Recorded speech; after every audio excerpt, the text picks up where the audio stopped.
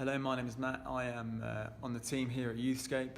My official title is Neat Intervention Worker, which basically means I just get to spend loads of time with some really awesome young people. If you haven't already, go and check out Lana's Illumina vlog. She was talking about LGBT and sexuality. So if you haven't seen that, go check that out now. I'm going to be talking about anger, telling a little bit about my story, and hopefully giving you some advice as well. So growing up, I was quite an angry young person. Particularly towards my parents, particularly my mum. And I remember this moment when my granddad sat me down and said, actually, Matt, the way you are treating your mum and the things you are saying and the way you're acting is actually really upsetting her, and something's got to change. And before all this, I didn't actually realise that this was an issue. Like, I didn't realise that.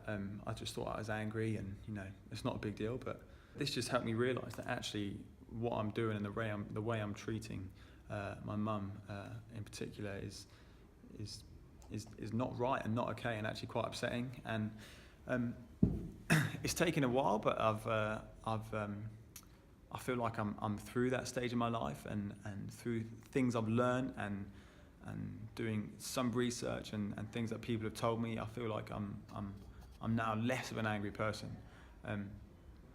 So what I did learn was actually that anger is a secondary emotion. So it comes after feeling something else.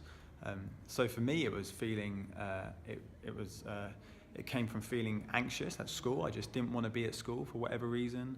I was just nervous and anxious about being at school, and that came out as just aggression. When I got home, it just came out as just swearing and just being defiant towards my mum. It's a little bit like an iceberg, if you can imagine that.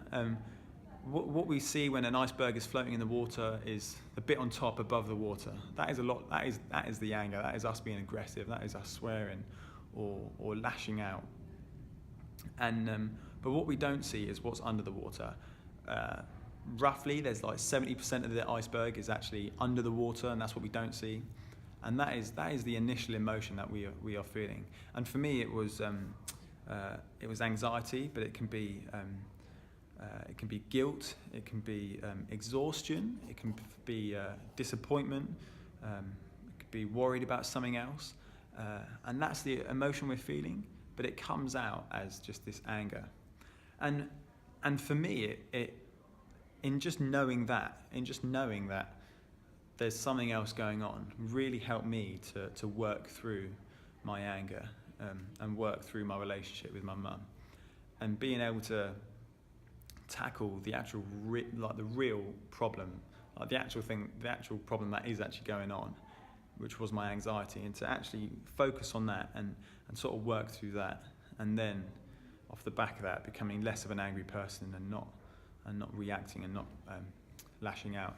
So my advice would be to try and explore what's really going on. Take some time to just stop and think, actually, why are you angry? Like, are you feeling? Are you tired?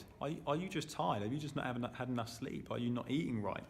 Or are you anxious about something? Like, is something worrying you, or has someone offended you? Are you hurt? And it can be really helpful to do that by yourself, but also, like, if there's something you can speak to about that and just externally process that, then great, then do that. Find someone who you can trust and who's going to give you some good advice, and really, talk it through with someone. That's just a small snippet around anger. I hope that was helpful.